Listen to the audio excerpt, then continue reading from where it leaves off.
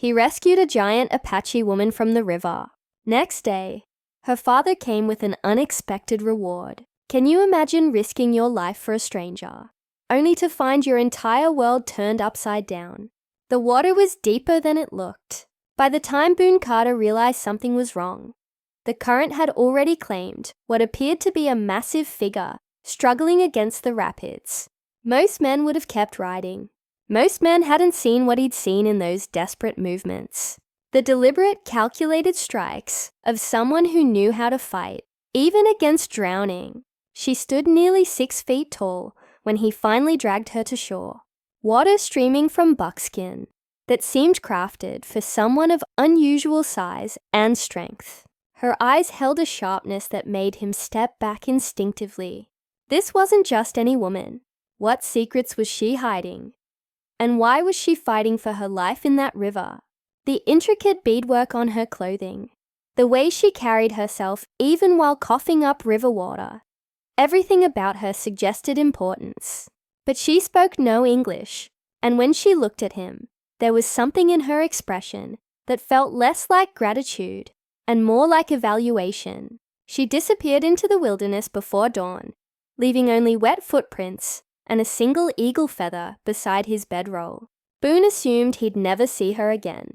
The assumption lasted exactly 18 hours. When the sound of approaching horses reached his camp the next evening, Boone counted at least a dozen riders. They moved with the discipline of warriors, but there was something ceremonial about their formation. At their head rode a man whose presence seemed to command the very air around him. Older, bearing scars that told stories, wearing regalia that spoke of leadership. The man's eyes found Boone immediately. When he spoke, his English was perfect, measured, and carried weight that made the surrounding silence feel heavy. "You pulled my daughter from the water." It wasn't a question. Somehow, this man already knew everything. But the way he said, "daughter," made Boone's chest tighten. Not just any daughter. And the way the other warriors watched him suggested, this wasn't just any chief. "I've come to discuss your reward."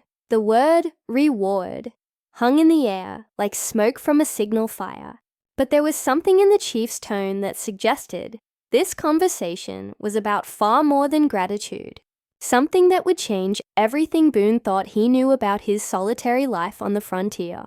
What could a chief offer that would alter a man's destiny forever? Stay with Narrative Odyssey to find out.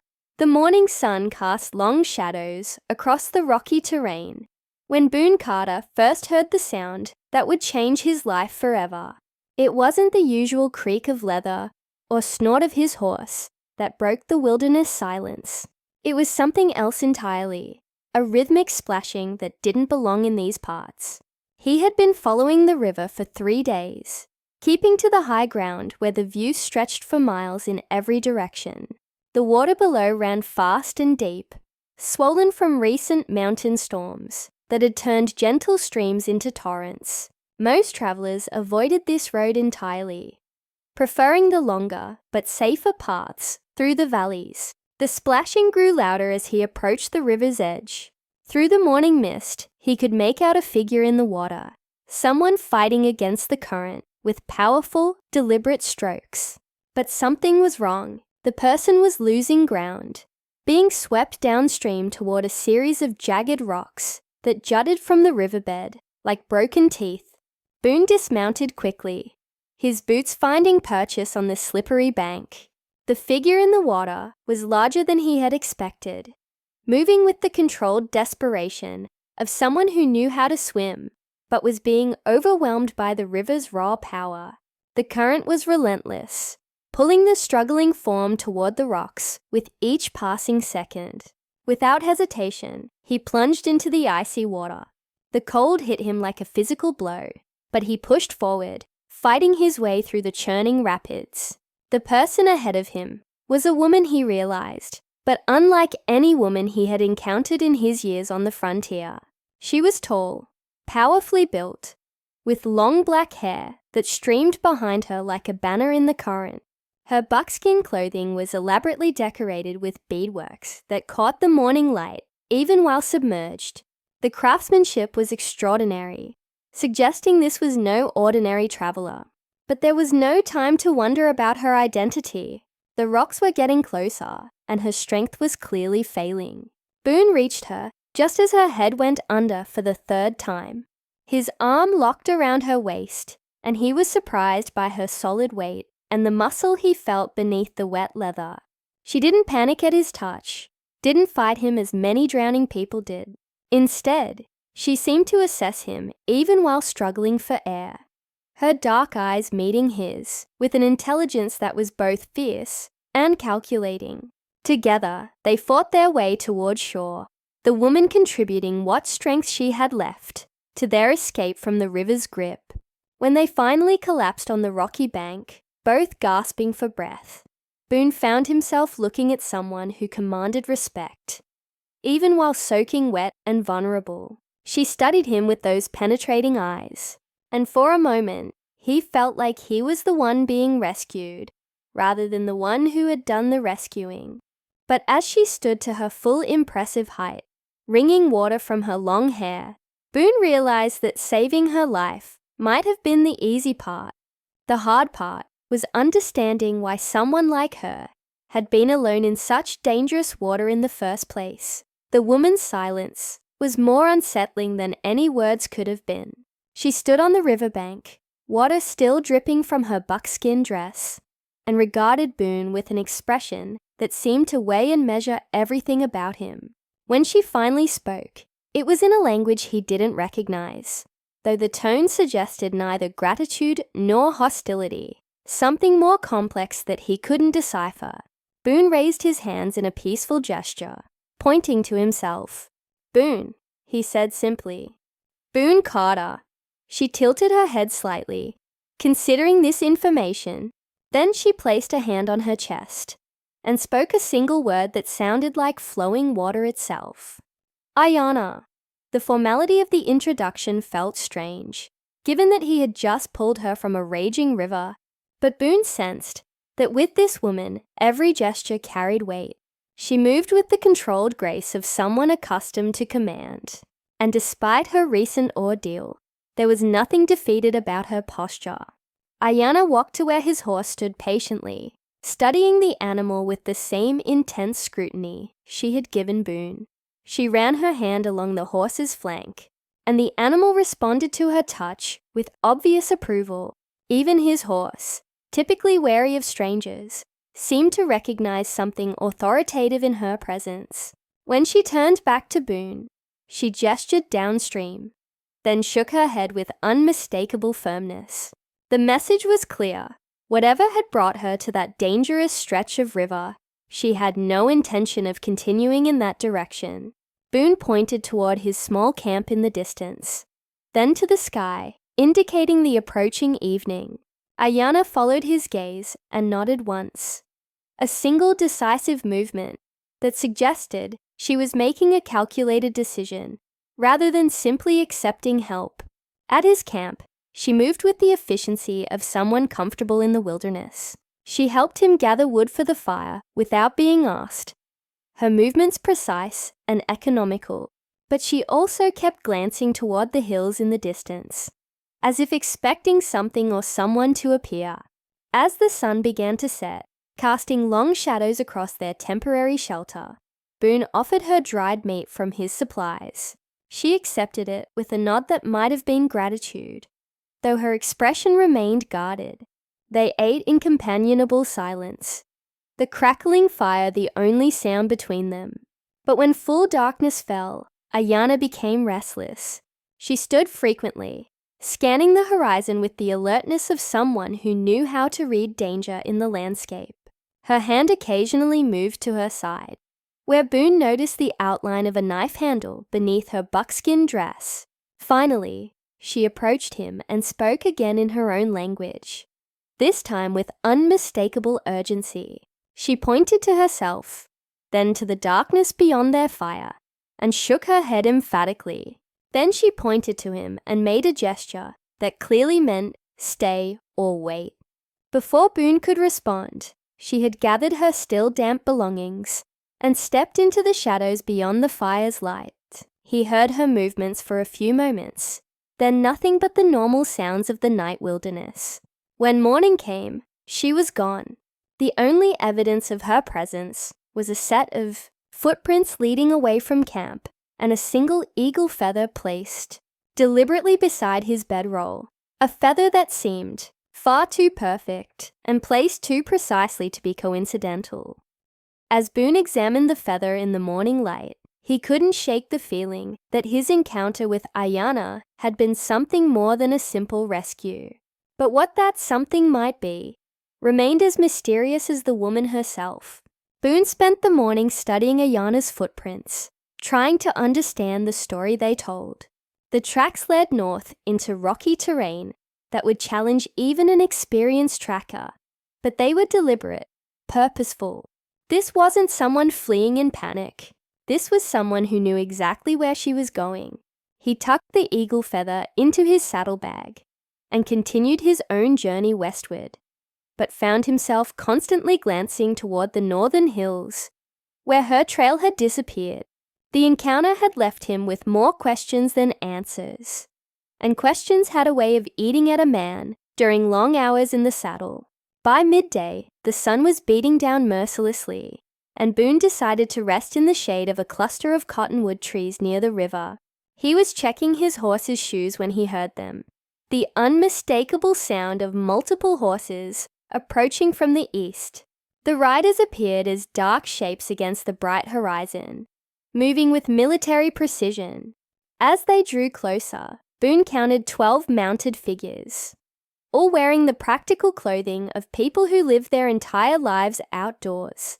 But there was something ceremonial about their formation, something that suggested this wasn't a casual patrol or hunting party. The man leading them commanded attention, even from a distance. He sat his horse with the kind of natural authority that couldn't be learned or faked, and as the group approached Boone's resting spot, that authority became even more apparent. He was older than the other riders, perhaps 50 winters, with silver threading through hair that was still predominantly black. Scars marked his face and hands, not random wounds, but the deliberate marks of someone who had survived many battles. His clothing was both practical and ceremonial, decorated with symbols that spoke of leadership and respect, earned through deed rather than birth. When the group stopped 20 feet from Boone's position, the leader dismounted with fluid grace. His dark eyes took in every detail of Boone's camp, his horse, his weapons, and finally Boone himself. The scrutiny felt thorough and professional, like being evaluated by someone who could read a man's character in the way he cared for his equipment. "You pulled my daughter from the water," the man said in English that was not only fluent, but carried the cadence of someone who had learned it well enough to use it as a tool of diplomacy. The statement hit Boone like a physical blow, not because it was threatening, but because it revealed how much this man already knew. He hadn't asked if Boone had seen a woman or if he had been near the river. He knew exactly what had happened, probably down to the smallest detail. "Your daughter," Boone managed, though the words felt inadequate. The man stepped closer, and Boone could see that his eyes held the same intelligent intensity he had noticed in Ayana. "Her name is Ayana," he said. "She told me about the man who risked his life for a stranger." A dozen questions formed in Boone's mind, but the leader continued before he could voice any of them. "I am Nastas," he said, and the way he spoke his own name suggested it carried weight in these parts. "Chief of our people, and you, Boone Carter, have done something that requires acknowledgement." The word acknowledgement hung in the air with implications that Boone couldn't yet understand, but something in Nastas's tone suggested this conversation was about to become far more significant than a simple expression of parental gratitude. Nastas gestured for Boone to sit, transforming what could have been an intimidating confrontation into something more like a formal meeting. The other warriors remained mounted but relaxed their postures slightly, though Boone noticed they maintained positions that would allow them to respond quickly if needed. My daughter was not in that river by accident, Nastas began, settling himself cross-legged on the ground with the ease of someone who had conducted important business in similar circumstances countless times. She was there because of duty, because of honor, because sometimes the most dangerous path is the only path that leads where we need to go. Boone found himself leaning forward, despite his caution. Every word Nastas spoke seemed to carry layers of meaning, and he sensed that understanding those layers might be crucial to understanding why 12 armed warriors had tracked him down. 3 days ago, our scouts brought word of strangers moving through our territory. Nastas continued. Men who showed no respect for the land, who took what they pleased and left destruction in their wake. My daughter volunteered to cross the river and learn their true intentions. The pieces began falling into place in Boone's mind. Ayana hadn't been crossing the river for pleasure or convenience. She had been on a reconnaissance mission that had nearly cost her life. The current was stronger than expected, Nastas said, and for the first time, Boone heard something that might have been vulnerability in his voice. She is strong, skilled, but the river shows mercy to no one.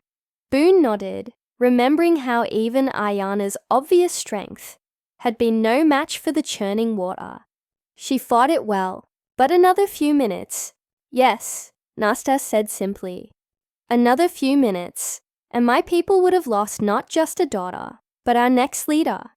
The weight of that revelation settled over Boone like a heavy blanket.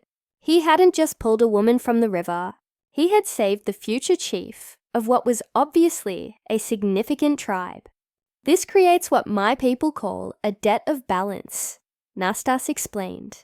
When someone saves the life of a leader, especially when that person risks their own life in the process, the debt cannot be repaid with simple gratitude. One of the mounted warriors said something in their language, and Nastas nodded before turning back to Boone. My men remind me that you could have continued your journey. Many would have. The river was dangerous, the outcome uncertain, but you chose risk over safety. Duty to a stranger over duty to yourself. Boone shifted uncomfortably. Any decent person would have done the same. No, Nastas said firmly. Many people speak of what they would do. Few actually do it when the moment comes. And fewer still do it for someone who is clearly not of their own people. The chief stood and walked to his horse, retrieving something from his saddlebags. When he returned, he held a bundle wrapped in soft leather. "This is why I have come," he said, his voice taking on a formal tone that made even his warriors straighten in their saddles. "To discuss your reward." Boone's pulse quickened. The way Nastas spoke the word, reward, suggested this wasn't going to be a simple gift of supplies or safe passage through their territory. But first, Nastas continued, "You must understand that what I am about to offer will change your life completely. Once offered, it cannot be taken back. Once accepted, it cannot be undone." The silence that followed was broken only by the sound of horses shifting and the distant murmur of the river where everything had started. Nastas carefully unwrapped the leather bundle, revealing an intricately crafted medallion that caught the afternoon sunlight. The metalwork was unlike anything Boone had seen. Not the rough silver ornaments common to frontier trading posts, but something that spoke of ancient craftsmanship and deep cultural significance. "This medallion has been in my family for 7 generations, Nastas explained, holding it so Boone could see the detailed engravings that covered its surface.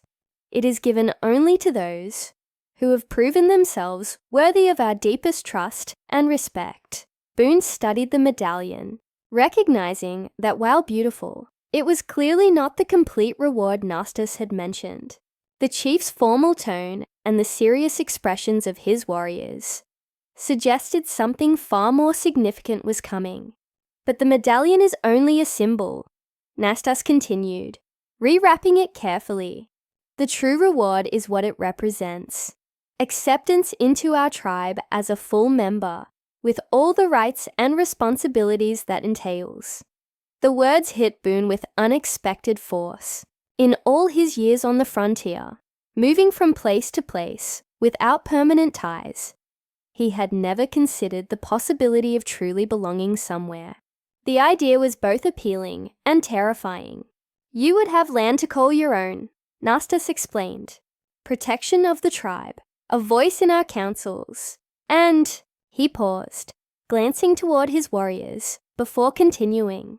If you prove yourself worthy over time, the possibility of marriage to someone of appropriate standing. Boone's mind immediately went to Ayana, remembering her intelligent eyes and commanding presence. The implication in Nastas's words seemed clear, though nothing was being stated directly. But Nastas continued, his tone becoming more serious. Accepting this offer means leaving your old life behind completely. You would live as we live, follow our ways, accept our laws. There would be no going back to the solitary existence you have known. One of the warriors spoke briefly in their language, and Nastas nodded. My men remind me that we do not make this offer lightly. In 20 years of leadership, I have extended it only twice before, both times, to men who had saved the lives of tribal members under circumstances that proved their character beyond question. Boone found himself staring at the wrapped medallion, trying to process what was being offered. A home, a family, a people to belong to, everything his rootless existence had lacked. You don't have to answer immediately, Nastas said, though his tone suggested this was not an offer that could remain open indefinitely. But you should know that our scouts report more of those strangers entering our territory, the ones my daughter was investigating when she nearly drowned. Their intentions toward our people are unclear, but their actions suggest they may pose a threat. The implication was obvious. Joining the tribe would mean accepting not just the benefits of membership, but also the dangers that came with it. If you accept our offer, Nastas continued, you would be expected to stand with us against any threats to our people. Your life would become bound to ours in ways that go far deeper than simple friendship or alliance. Boone looked up to meet Nastas's steady gaze, realizing that his answer to this question would determine not just his own future, but possibly the futures of everyone present. The weight of decision settled heavily on Boone's shoulders as he considered Nastas's offer. Everything about his life had been defined by movement, by the freedom to choose his own direction without considering the needs or expectations of others. The idea of permanent commitment felt both foreign and strangely appealing. May I ask, Boone said carefully, what happened to the two men who accepted this offer before? Nastas's expression grew solemn. The first proved himself worthy in all ways. He became one of our most respected warriors and lived among us for 30 years until age claimed him. His children still carry on his legacy within the tribe. He paused before continuing. The second discovered that the life of shared responsibility was not what he had expected. After 2 years, he chose to leave. We parted as friends, but he could never return. The honesty of the answer struck Boone as significant. Nastas wasn't trying to hide the challenges or paint an unrealistic picture of what membership in the tribe would mean. The strangers you mentioned, Boone said, how serious is the threat they represent? One of the warriors leaned forward in his saddle and spoke rapidly to Nastas, who listened intently before translating. Grey Wolf says they have been taking horses without permission, hunting in areas sacred to our people, and showing disrespect to the land itself. Yesterday, they burned a section of forest simply to clear their path. The casual destruction described bothered Boone more than outright hostility might have. Men who showed such disregard for the land and its inhabitants were unpredictable and potentially dangerous to everyone in the area. How many of them are there? Boone asked. Our scouts count 15, maybe 20, Nastas replied. well-armed but poorly organized. They move like men who are used to taking what they want without consequence. Boone found himself thinking about Ayana, remembering her alertness around the campfire and the way she had scanned the horizon, as if expecting trouble. If she had been investigating these men when the river nearly claimed her life, their threat to the tribe was clearly being taken seriously. "If I were to accept your offer," Boone said slowly, "would I be expected to help deal with these strangers?" "You would be expected to stand with your people," Nastas replied, "as we would stand with you. That is what it means to belong somewhere." The simplicity of the statement carried profound weight. Boone had spent years avoiding exactly this kind of entanglement, preferring the clean independence of answering only to himself. But he was beginning to realize that independence and isolation weren't the same thing, and that one could become a prison as confining as any jail. "I would need to know more about your ways," Boone said. "Your laws, your customs. I wouldn't want to bring dishonor to your people through ignorance." Something that might have been approval flickered in Nastas's eyes. "Ayana has volunteered to serve as your guide. If you accept, she knows our customs better than anyone, and she has already declared that your character has been proven through your actions." The mention of Ayana sent an unexpected warmth through Boone's chest. The thought of learning from her, of seeing that intelligent intensity applied to teaching rather than evaluation, was more appealing than he cared to admit. "How long do I have to decide?" Boone asked. "The sun will set in 4 hours," Nastas replied. "By the time it rises again, you must give me your answer." The deadline was closer than Boone had expected, but perhaps that was appropriate. Some decisions were best made quickly, before doubt could cloud judgment, or fear could overcome courage. As the afternoon wore on, Nastas and his warriors made camp nearby, giving Boone space to consider his decision while making it clear they would wait for his answer. The proximity felt respectful rather than threatening, but it also ensured there would be no avoiding the choice that lay before him. Boone found himself walking to the riverbank where he had first pulled Ayana from the churning water. The current still ran fast and deep, indifferent to the human dramas that played out along its shores. Standing there, he tried to imagine what his life might look like if he accepted Nastas's offer. The solitary existence he had known for years suddenly seemed less like freedom and more like emptiness. He thought about the countless nights he had made camp alone, with only his horse for company, and no one to care whether he lived or died.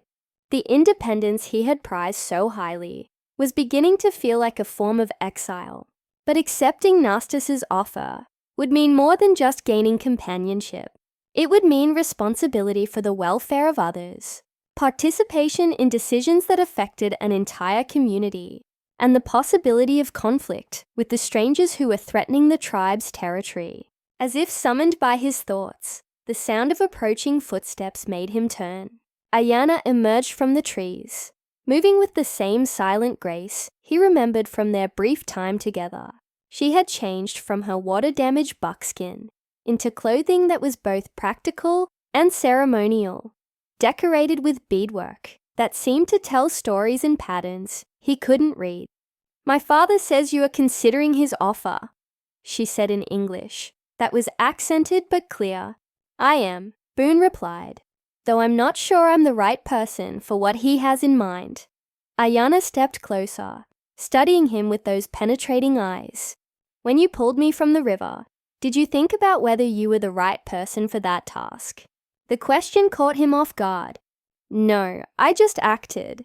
"Exactly," she said. "You saw someone in danger and responded without calculating the risk to yourself or wondering if you were qualified to help. That is why my father believes you would fit well among our people." She gestured toward the river. "Our customs teach that when someone saves a life, they become responsible for that life in some way. But they also teach that the saved person becomes responsible for the life of their rescuer." Boone felt his pulse quicken at the implications of her words. What does that mean exactly? It means, Ayana said, stepping closer until he could smell the sage and sweetgrass in her hair, that if you join our tribe, you would not be alone in learning our ways. I would be bound by honor to help you succeed. The warmth in her voice suggested that this binding would not feel like a burden to either of them. The strangers my father mentioned, Boone said. How dangerous are they really? Ayana's expression grew serious. Dangerous enough that our scouts report they are moving closer to our main village. Dangerous enough that our warriors are preparing for the possibility of conflict. If you join us, you would be joining us at a time when your skills might be tested quickly. She paused, then added softly, but also at a time when an extra warrior, especially one whose courage has already been proven, would be most valuable to our people. The sun was beginning to sink toward the horizon, and Boone knew his time for decision was running short as the sun touched the horizon, painting the sky in shades of gold and crimson. Boone made his way back to where Nastas waited by the fire. The chief looked up as he approached, his weathered face revealing nothing of his thoughts or expectations. I have an answer, Boone said, settling himself across from Nastas. The warriors gathered around the fire fell silent, and even Ayana, who had followed him from the riverbank, seemed to hold her breath. I accept your offer, Boone continued, feeling the weight of the words as he spoke them. But I want you to know that I've never belonged anywhere before. I may not be good at it at first. A smile spread across Nastas's face, the first truly warm expression Boone had seen from him. The best members of any tribe are often those who choose to belong, rather than those who are born to it. The chief reached for the leather bundle and carefully unwrapped the medallion once more. This has been waiting for you since the moment you entered that river, he said, rising and stepping forward. As Nastas placed the medallion around Boone's neck, the metal felt warm against his chest, as if it had absorbed the heat from the fire. The weight of it was substantial, but not uncomfortable, a tangible reminder of the commitment he had just made. Welcome to our people, Boone Carter, Nastas said formally. From this day forward, your welfare is our welfare. Your struggles are our struggles. Your victories are our victories. The warriors around the fire voiced their approval in their own language, and Boone was surprised by how much their acceptance meant to him. But it was Ayana's smile that truly warmed him, bright and genuine in the firelight. Now, Nastas continued, his tone becoming more businesslike, we have immediate matters to attend to. The strangers I mentioned have moved closer to our territory. Tomorrow, we must deal with them before they pose a greater threat to our people. Boone nodded, understanding that his first test as a member of the tribe would come sooner than expected. What do you need me to do? Your knowledge of how such men think will be valuable, Nastas replied. Many of our warriors have fought other tribes, but few have dealt with the kind of men who destroy for pleasure rather than purpose. Over the next hour, as plans were made and strategies discussed, Boone found himself contributing ideas and asking questions that were received with respect and consideration. For the first time in his adult life, he was part of something larger than himself. As the fire died down and the group prepared to rest, Ayana approached him one final time. My father's offer included the possibility of marriage, she said quietly, her directness both surprising and refreshing. But that is a choice that would be ours to make, in time. If we find we suit each other. Boone met her gaze steadily. I'd like that chance to find out. She nodded once, satisfied. Then we will see what the future brings. The next morning, as they rode together toward the tribal village where Boone would begin his new life, he realized that the unexpected reward Nastas had offered was far more valuable than gold or land.